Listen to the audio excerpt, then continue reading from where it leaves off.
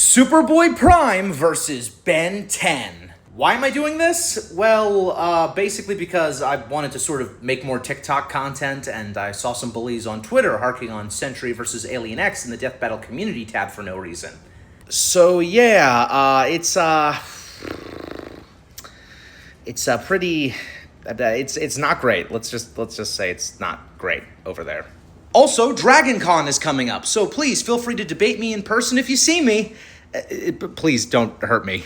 This is all subjective and completely opinion-based, so let's all be nice, be cool, and breathe. In like a month's time, I'm probably going to change my mind on this because I found something contradictory, or I just legitimately feel like the other character should or would win for the sake of the other cosmological reasons in debates. Cosmology debates, I mean. Which at the end of this video really isn't my point. This can be considered a technical revision on my Everything Ben 10 Can Do video, because I'm going to be adding new research material and seeing how Ben holds up against the recent Death Battle combatant, at the time of this recording, of Superboy-Prime, who won against the Sentry, and is proven to be his physical better in strength and power. No, I am not going to be talking about these guys. I'm only doing this to showcase a point here. So just hear me out, I think it's kind of important. In any case, let's break this down into several categories: strength, speed, durability, and versatility.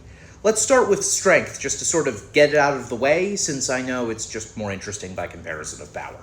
Superboy-Prime, also known as Clark Kent of Earth Prime, was capable of defeating the Darkest Night after he killed and absorbed the crisis energy of Perpetua while utilizing Dr. Manhattan's powers, making them pretty comparable to stack in Prime's favor, at least for the sake of weakening TDK for the time being to be killed by Godly Wonder Woman later.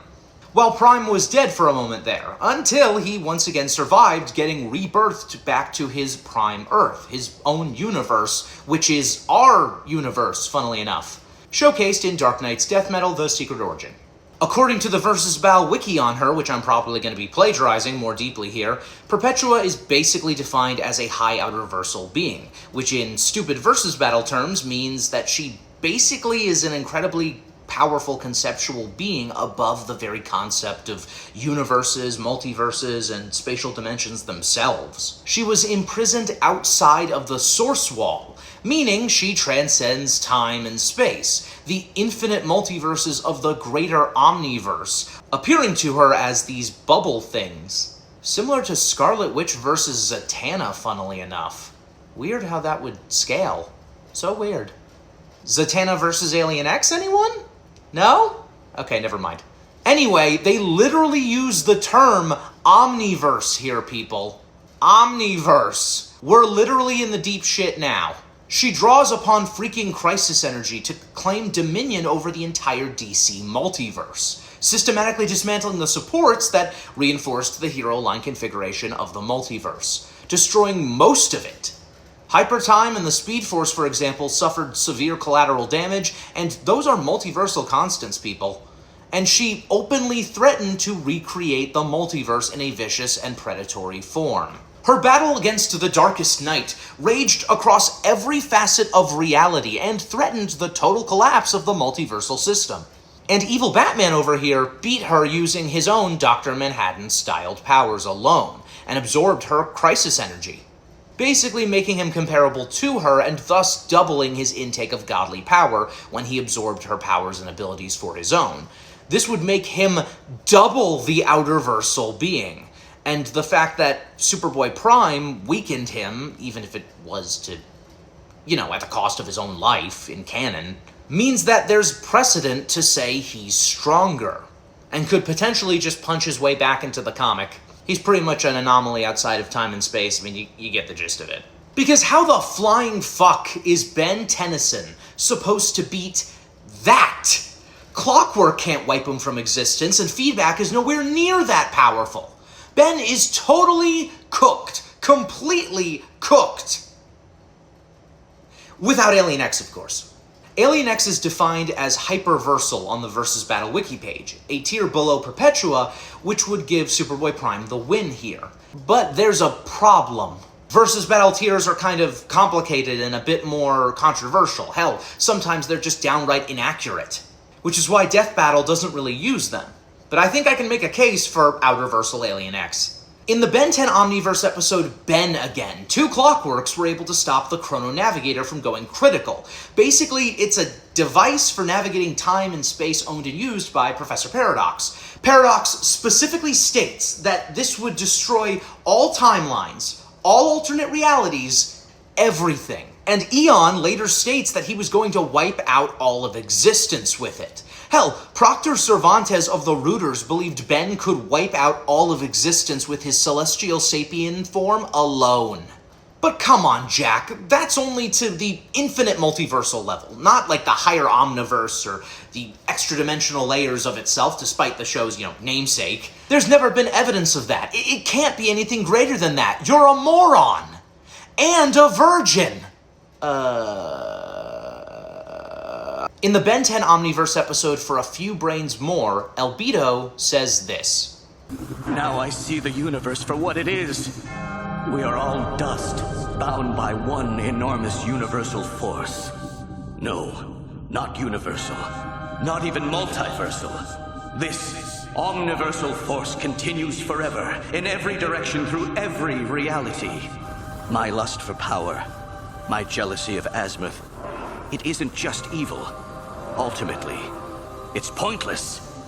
I could never truly destroy you. You would only have not been not unexistent in what could have not now been the past, present, and partial future. To tear down and destroy is of no consequence or quality. To create is divine. I'm not sure how much time we have, so listen carefully. Eon wants nothing less than absolute power over everything. All timelines, all alternate realities. And in the Ben 10 episode Universe v. Tennyson, this is shown. We all know that celestial sapiens change the universe as often as my client changes his shirt. Okay, bad example. But my point, and I do have one, is that celestial sapiens change the universe all the time. Why, even First Thinker Azimuth's voice and appearance has changed on at least 3 occasions. For all we know, celestial sapiens are out there changing the universe at this very moment. Proving that the greater omniverse is under the scope of everything. At least according to Professor Paradox and Albedo. And celestial sapiens control all of it. At least by comparison. Hell, the creators have outright confirmed that they are in-canon celestial sapiens controlling, retconning, and manipulating the story. It's all relative. They are metafictional beings, even if it was a joke stated by art director Derek J. White at the time. Okay, but that doesn't scale to, the dimensionality of it, now does it? Well, it kind of does. While DC Comics has 12.3, 19 by pre-crisis standards, 26, and then just infinite dimensional tiering, Ben 10 has 17, 26, 100, and then just incalculable dimensional tiering. And both their universe sizes are described as infinite in pre-crisis and official novelizations by Charlotte Fullerton for Ben 10 Alien Force. Hell, the Null Void literally is a part of the mainline universe, and it's described as endless, so I don't know what to tell you. The fact that Alien X, or just celestial sapiens in general, of a grouping or a singular term, could arguably affect the story and design of these incalculable dimensional beings means that they transcend them into metafictional territories, despite lesser showcasings. Just like could be argued for Superboy-Prime and his contemporaries. The Sunday Funday blog states that they would need to be grouped together to survive complete omniversal destruction, but that doesn't declassify them as omniversal beings. If anything, it kind of confirms it a bit. It's weird, because even if we give Superboy-Prime 2 times or 3 times the omniversal power of defeating the enhanced Darkest Night, again, a being who could wreck all of DC Comics, whom he defeated at the cost of his own life at the time, at least in the existence of the mainline universe, proving a limit there, so to speak, 2 Clockworks did this singular omniversal feat. 2 Bens that were later defeated by a stronger Chronosapien, Maltruant. And that Chronosapien defeated by feedback. And there is an entire nebula of these fuckers. There's gotta be at least 100 of them, maybe 1,000. or a million. I mean, I'm not going to go into the speculatory area here. Okay, maybe 1,000 is enough, because Alien X recreated all of them when he recreated the universe after the Annihilar destroyed time, space, and all matter in the universe, including the very species that were there. And that's way stronger than Prime, who is also a metafictional being by the standards of Earth Prime. That's literally how it's stated and shown. Earth Prime is our real world. He's a technical real person like you and me, technically speaking. But there's another problem. There are characters in DC Comics that could likely wipe out all of existence too, and are arguably lesser than the Darkest Knight, and it's a weird and difficult scaling point to pull from. Dr. Manhattan himself defeated most of DC's heroes on his own. Dr. Fate, Captain Atom, the Green Lanterns, all multiversal. Hell, Zatanna was omniversal from a similar standpoint of Prime, pulling metafictional reality down around her. Same for other gods and fifth-dimensional imps, all the like, who might as well have had the power of incalculable dimensional beings as well. I mean, by their own standards.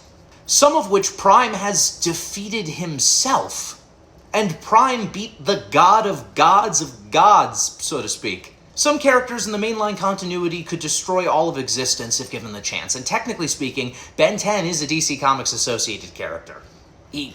He just is. He is. It's unavoidable. The fact that there's a label with his face on it and the DC logo right next to it kind of implies that whether it be under the canon or non-canon terms of what we're specifically applying here, he is still a Warner Brothers associated character. This is arguably one of the most debated topics of these types of fights. So the best case scenario here is to just say that they tie out. It's Looney Tunes versus Looney Tunes at this point. Alien X is beating Green Lantern and Blue Beetle in my book, but Superboy-Prime after this, you guys can take this. I'm out of the debate. Now let's talk speed. Superboy-Prime can break the bonds of infinity with his sheer speed alone, and he's pre-crisis enough to match several Flashes and the Darkest Knight after he corrupted the Speed Force. He's ridiculously immeasurable. Alien X can't really have anything to that, right? Well, yes, but not in the way that you think. Alien X controls time and space too, so his speed should be just as immeasurable as Prime's. Professor Paradox, an arguably lesser character in scaling, could teleport Ben and his friends from their universe straight into the multiversal crosswalk of reality, where other universes reside. He also did this by making sure they had already left, so he teleported them already geared up in their own spaceship. Somehow. Speed is just distance plus time, and those are two things Alien X remarkably controls just as much as Prime. Later in that same episode, into the next one over the span of what Gwen could say was a week, Ultimate Kevin freaking flew back from the Forge of Creation, straight home to his own universe. Despite being insane, really. Maybe he took the map of infinity from Agrigor? I think that was said somewhere. Regardless, he crossed an incalculable distance to get back home in the course of a week or less, which is pretty insane. Unless Paradox had something to do with it, I mean, I don't know. Either it's the map of infinity or it's Professor Paradox, either way, all below Celestial Sapiens. So, I mean, really, it doesn't matter. Not convinced? Not even a little? Okay, how about the Omnitrix's reaction speed at 55 duodecillion times the speed of light? Or 40 sexquadragentillion times the speed of light? I don't even think that's a classification of numbers, but it's apparently true, according to Duncan Rouleau on Twitter. Oh, no, I'm sorry, Twitter feats aren't good enough for you? Okay, a little hypocritical, considering Bill Cipher versus Discord, and like a bunch of other stuff had that too, but how about the pop-up trivia that puts it at instantaneous? He literally transforms in an instant. Which, Wally West was able to beat instantaneous teleportation on his, high-end feats, and Bart Allen needed to absorb the entire Speed Force to match up against Prime, despite, other heroes doing pretty much okay. I don't know, who am I working against right now? Regardless of scaling, I do believe Alien X's speed should be immeasurable, but in the end, it really doesn't matter. Due to Bellicus and Serena's deliberations and likely interference if brought into the fight, they could cause disturbance into the course of the battle. Prime could still hold the advantage in speed, simply by Bellicus and Serena bickering. Sure, a debate could take place over the course of a few seconds, rather than leaving him a motionless statue for hours, considering that was shown in his first appearance and Vilgax Attacks the video game. But that's still infinite time on the outside that Prime would have on Alien X in the span of a second. I'm gonna give Prime the speed advantage here, despite their speed basically being even. And if your argument is to say that, oh, Ben could just be piloting the entire time, that could be true, but there could be a lot of things that effectively Ben would need Bellicus and Serena for if he couldn't outright circumvent Prime with his own naturally obtained abilities, as in the abilities that he knows how to do through other alien forms. His own actual ideas that don't require nigh omniscience. Also, I should mention how Bellicus and Serena can be very agreeable at times. Why is Ben not defending himself? His dual consciousness must deliberate and reach an agreement before Alien X can do anything. How long will that take? Eternity? Give or take a few eons? Let me borrow the keys to Alien X for a minute to save the universe, and you guys just go on having fun disagreeing on everything. Agreed? When you put it that way, agreed. I disagree that this would be fun, but if it means we can argue in peace for a bit, motion carried. Now on to durability, which Ben takes as silly. Say it again, Death Battle. Prime could still be worn down. Kryptonians have incredible stamina, but we know that sustained damage will eventually knock them out or kill them. Right, exactly. Meanwhile, just like the Darkest Night, Ben can survive being completely destroyed multiple times, resurrected by the Omnitrix, and Ben's transformations have healing factors themselves far greater than Prime's. Even celestial sapiens have showcased this. According to Proctor Cervantes, Ben can only really be killed on the subquantum level, so that nothing in any other universe could bring Ben back to life. Nothing for advanced technology, cloning, time manipulation, or reconstruction to work with. He's effectively wiped from existence, though not, technically from the timeline. But when transformed into Alien X, it's been confirmed that he could do what Atomic X couldn't, as a merged variant with diluted DNA. Survive the Chronosapien time bomb that wiped him from existence, and all other Bens throughout the multiverse. Mainly due to the fact that Alien X exists outside of time and space just like Prime. And he showcased this in canon when he survived the destruction of the universe, which requires the destruction of the space-time continuum. It's confirmed by multiple sources, and it was even confirmed in an IDW comic, if that's worth anything. Yeah, remember when you guys were saying that Ben basically recreated all of his dead friends, and they're all, the real versions of them are all still dead, and these are just everyone being a copy? Yeah, that's not actually true. He just, technically rebooted everything. Or I guess the original timeline got nuked, so it's all brought back, and it's crisis bullshit, okay? None of this matters. None of this matters. Hell, scaling to Ghost Freak, he can go intangible far more consistently than Superman, and has soul resistances just like Prime. Zascare was able to straight out destroy souls, and it's confirmed by Derek J. Wyatt that that is literally the interpretation. They can manipulate and play with souls, effectively. Despite surviving crazy shit like getting scattered into the multiverse, his crazy-ass healing factor, and taking his own Big Bang in his face from Monarch, Prime can still be beaten down, just like any other Kryptonian, from pre-Crisis or otherwise. His death at the hands of the Darkest Night kind of proves this, giving Ben the survivability edge at the least. And now we get to our final category, versatility. As in, who had more to use with a variety of options and skills to end the fight. First off, just to make sure this is all, reasonable, Superboy-Prime can absolutely scale to mainline comic Superman, potentially all of them in a conventional setting. And Ben, as Alien X, should have intuitive aptitude in his own set of powers and abilities utilizing Alien X by himself, allowing his thoughts to become reality and, work with specific intent, despite some things arguably requiring Bellicus and Serena's omniscience for aid, like recreating the universe in a flawed but full state. Remember, Alien X recreated things Ben didn't even know about. He would be limited without Bellicus and Serena, but on his own, he should be able to replicate the same powers and abilities he's utilized throughout other alien transformations. So with that out of the way, let's get into it. In a fight against Prime, Alien X could mimic Atomix's radiation manipulation, just like Captain Atom, and even stated by art director Derek J. Wyatt for a time. Red sun energy could be used against him as previously done before, And as Alien X, he could pull a pre-crisis reference and use orange sun radiation, which actually blinds and weakens Kryptonians from pre-crisis even more somehow. Yet kryptonite radiation and magic is obviously not going to work on Prime. His cells still accept any kind of solar energy, and orange suns are still a thing. I don't know how this is a main thing in pre-crisis. It doesn't make sense to me. And if his armor protects him from that, not a problem. His armor could be telekinetically ripped off of him. They have equal strength, so it's possible he could break it off like other lesser heroes have before, regardless of his bioelectric aura. Even if not, he could just nanomech, goop, or upgrade his way into the armor and just freaking control it. Well, arguably. At least Alien X mimicking those powers could just rip it off of him by gooping his way inside and then pulling straight out of it. It's entirely possible. Superboy-Prime's solar flare, scaled from New 52 Superman, wouldn't have an effect because of Alien X's durability and energy absorption of the output energy, just like, feedback or chromostome can do. Unlike Sentry's tendrils that were blasted back in Death Battle's episode, and yet even those were capable of taking off his armor. Brainstorm could likely predict his movements and next course of actions and predictability. And Alien X's nigh omniscience could kind of bridge the gap there.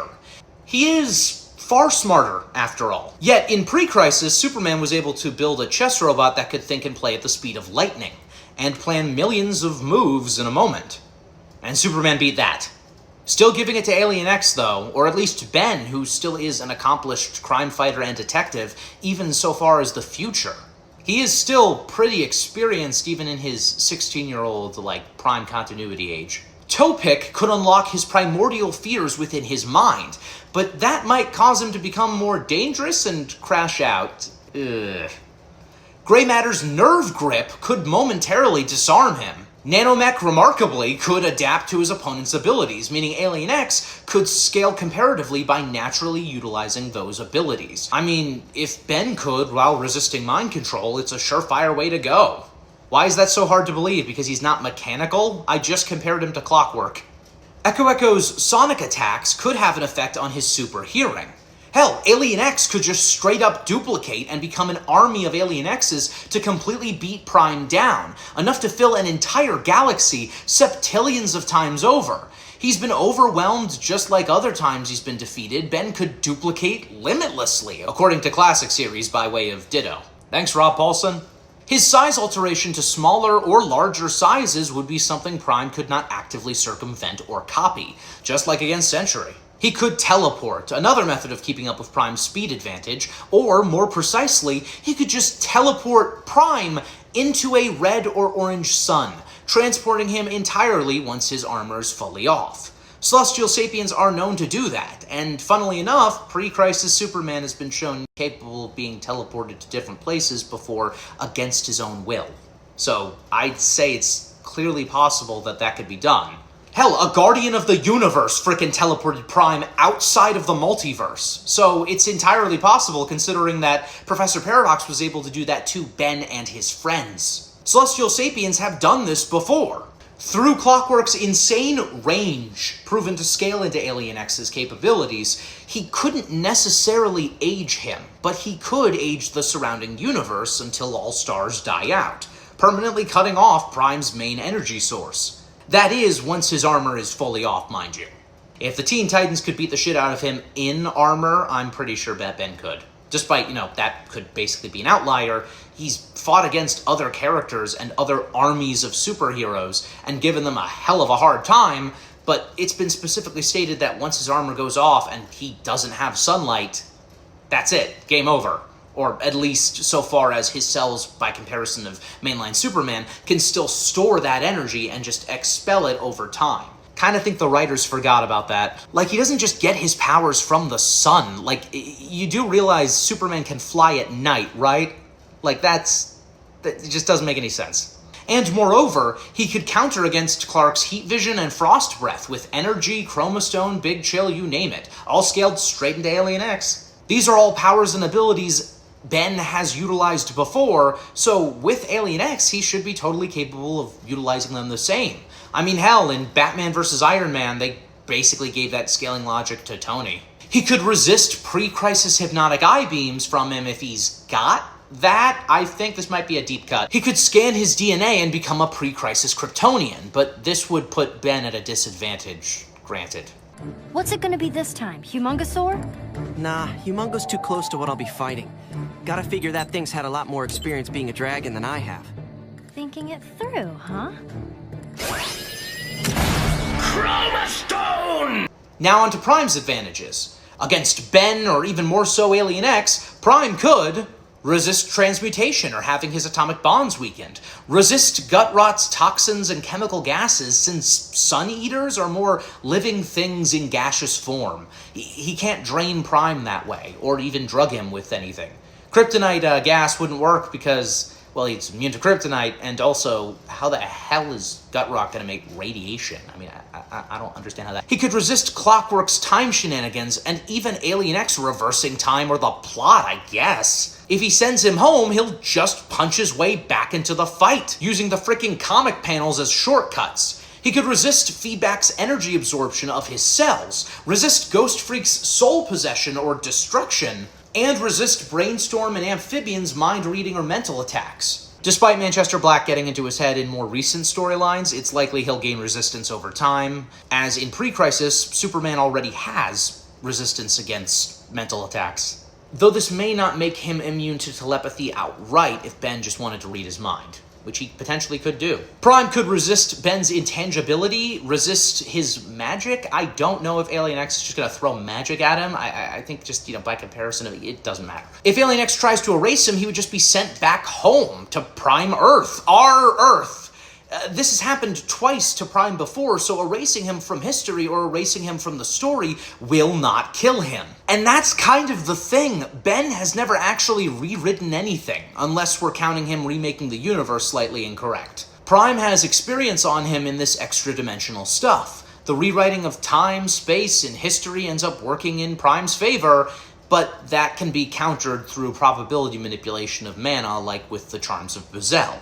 It's affecting everything around Prime magically, not Prime himself specifically. That's a bit more context-specific, and it's not entirely like his own reality-warping punches or abilities haven't also been used against him. Prime's fourth wall feats and design changes, even such as when he fought Manchester Black, are far better shown than Ben's, but Ben has done this before in Clive 5's opening title. Wait a minute. Is Clive 5 a multiversal threat? Oh my god, this changes everything! And Celestial Sapiens are capable of such feats in the past. Again, they manipulate the canon, at least by the given comparison. But that's kind of the main problem here. In terms of versatility, Superboy-Prime was able to go toe-to-toe with the Darkest Knight, who could have just stopped time, duplicated himself omnipresently, grown in size, teleported, or transformed into a red sun, or done anything else that Alien X could do to defeat him. And yet, he didn't. Does that imply Superboy-Prime can resist Alien X's effects? Probably. I mean, maybe. They are comparable in power. And Prime is a space-time anomaly outside of time and space. Hell, he's also able to punch himself into the library, a realm where all Marvel and DC comics appear as pages containing entire realities, from which he made his way into the story of the Amazing Spider-Man, number 263, and met, well, Spider-Man. But let's get on to the main question that is probably going to define this entire matchup. I know you've been waiting for it. I know that it's an entire thing that's been tickling at the back of your comics and animation brain. So I basically am just going to have to answer it right out here. Can Alien X survive the Retcon punch? Answer: yes? Oh, come on, that's bullshit. Total bullshit. He's so biased. According to the DC Comics Wikipedia page, Superboy-Prime's punches can rewrite or retcon history itself by causing ripples of energy that literally reshape space and time. He can also punch reality until it fractures open, allowing him to fall into hypertime in order to travel through time. So, much like with the Darkest Knight, this wouldn't actually kill him, because Alien X exists outside of conventional time and space, because he literally scales above a character who could reverse a crisis that literally wiped out timelines and histories. A literal crisis on infinite Earths, if you will, because he literally is a part of a species that retcons and writes the show. Given the extent of how this is to be taken, it is highly plausible that Alien X could survive, as his existence transcends normal space-time and shares the same meta-narrative nature as Prime's own powers, despite Prime's better showcases once again. Granted, if you can retcon punch him before he transforms into Alien X, he's as good as dead, but the fact that neither of them can retcon the other from existence without consequence of battlefield removal means that it's not a surefire way to win permanently.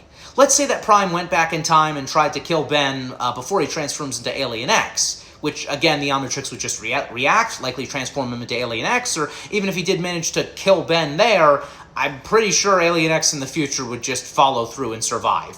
Prime could retcon Alien X out of existence until he regenerates back or just no-cells it entirely. But then Alien X could just retcon Prime back to his house and just let him punch his way back into the mainline story again. It's an endless unicycle. It's like Thor's hammer. If you keep throwing it, it's just gonna come back to you! Prime could probably smash his way straight into Ben's mind, just like with comic book gutter space before. After all, Professor Paradox did, and he pulled Ben out immediately. Or maybe Prime could just, retcon Ben right there inside the mind space, which would probably just leave Bellicus and Serena. I think that's really funny, but probably not as accurate. However, the debate on the mind space being a physical or mentally represented place is a little bit more complicated in that facet. And if he managed to depower Ben as Alien X, the anti-death failsafe could react instantaneously and put him back into Alien X immediately. Not sure if you noticed, but I really like the idea of Ben getting defeated when he's inside the mind space with Bellicus and Serena right there. It just seems like a more reasonable weakness. So if Prime can do that, then yeah, he could probably take home the win with his greater speed. But the reason I would give, for example, Dr. Manhattan the advantage in that reasoning is because he obtains his own form of cosmic awareness and high-end intelligence. He's able to look at something and reasonably ascertain its physical properties and abilities. Hell, the Darkest Night would be more likely to access Alien X's mind space, or mind itself for that matter, and wreck Ben's shit. The thing is that Prime is not very smart. He really is just brute force personified. Despite having the same hyper-intelligent brain, he just never really seems to use it, And despite being able to vibrate his molecules to access other universes or higher dimensions, or punch into comic book gutter space, there's no evidence to suggest that he knows where he's going without proper work to access the spatial dimension of Alien X. When the mind space could even just be a mental representation of Ben's mind just as much as it could be physical. His hyper-Kryptonian brain isn't a miracle machine. In all fairness, and this is legitimately being fair here, considering Alien X's nigh omniscience and stuff like that, it is probably more likely that Alien X, through intuitive aptitude of his cosmic awareness and scaling to his other transformations, could just figure out he draws power from solar energy. He could change every star in the universe they're fighting in to a red one or an orange one to blind and weaken him by pre-crisis standards, and then claim the advantage somehow. By stripping him of his armor, and then by stripping him of his abilities. It's happened before. It's literally happened. He literally could by altering the universe, and Prime really couldn't do the same externally from a distance. Or affect Ben's watch itself on Alien X's chest, considering the physical attributes of Ben's watch are equal to his alien's durability and malleability, such as with Goop, when he was sliced into literal bits and even atomized entirely. That was because the same physical properties were of Goop. Prime could change those stars back to yellow or even white or blue for a supercharge and then take the fight to Alien X, but he'd need to punch them first. And under a red sun, good luck with that. Reasonably speaking, Prime could be beaten down through Ben's duplication, teleportation, and intelligence to dog on him. It's happened before, and speaking of happened before, Prime has been manipulated by telepathic beings like Manchester Black before. Even if he can outthink mental attacks, that didn't stop the Void from getting inside of his head in the first place in that Death Battle episode. How the fuck does he know who Laurie is? Ben could figure out what he's all about, while Prime could only compare him to other cosmic threats like the Darkest Night. So Versatility has to go to Alien X for his larger and wider category of abilities, such as recreating his entire universe filled with versatile aliens and creatures. Kryptonian punches, frost breath, heat vision aren't really enough compared to everything Ben has had practice in. And despite Superboy-Prime's control over the Retcon punch, changing the Darkest Knight's realities into, good realities with happy endings, that wasn't something that he was omnipotently versed in. He just knew what to do through his own sheer force of will and belief. I think it's a little more complicated. If Prime knew everything, then he would just be utilizing it on a daily basis, which clearly he does not. So let's have a look at the categories. Strength is basically matched, but more so debatable. You can leave your arguments in the comments. Please feel free to tell me how much of a raging dumbass I am. Speed is going to have to go to Prime because, he's just a bit more versed in that type of stuff, while Ben takes durability. And versatility goes to Ben. Much like how Death Battle said Prime would be toast if he couldn't counter Sentry's regeneration, that's likely what would happen here. This is an incredibly subjective matchup, and my bias is clearly showing, mind you. But for the sake of this, I would honestly give it to Alien X if the strength scaling really does match them out. Or if he could supersede somehow. I mean, it's possible, kind of. Celestial Sapiens being these beings of higher power, even if it were to, per se, call Conductoids and Chronosapiens only multiversal creatures, that still implies Alien X to scale higher than them. Higher than 100 of them, higher than 1,000, higher than another number of them. Like, that's at least omniversal and enough to at least scale out into something of a technical comparison to Prime by way of his battles against the Darkest Knight and, that battle against Perpetua. So I suppose the winner is Superboy, if he's got that story of Superman instant bending fate ability. Like, that's a real thing. Prime Superman has it. I actually think Prime Superman could beat Alien X. I'm not kidding. But does Superboy Prime have that? No, I don't think so. The winner is Alien X. The reason I made this video was not to find out who wins in this fight. It was to showcase how it's not laughable for Ben 10 to fight the Sentry or Superboy Prime, or anyone in these kinds of fights. I'm always going to be so damn confused when I see Liam Swan or Tyler from the Imaginary Axis and the rest of them constantly downplaying Ben 10. Like he's the underdog that deserves to lose. It doesn't make sense to me. It just doesn't make any goddamn sense, guys. Like, series like Gurren Lagann, SpongeBob, and even meme and advertisement-related characters don't get that same kind of treatment. Why is Ben 10 suddenly the underdog of this entire thing who deserves to lose to everyone? Is it because he's just so ironically overpowered that people misinterpret him or scale him differently, that it's just funny to treat him so low, and that means his entire verse gets wrecked? Like, I honestly don't know what to say about that. That just sounds like rage bait to me, and fuck that. That's a horrible thing. Rage bait sucks. Wait, is this rage bait too? I'm lost. That's not cool, and I think we need to put some respect on Ben Tennyson's name in these kinds of versus communities, if given the chance. Alien X may not be beating mainline Superman, Superboy Prime, or Dr. Manhattan, but he's absolutely beating both Flashes, the Green Lanterns, Martians, and magic users alike. You want to make a debate for the top-tier god characters? Be my guest. But I mean, you gotta be kidding me.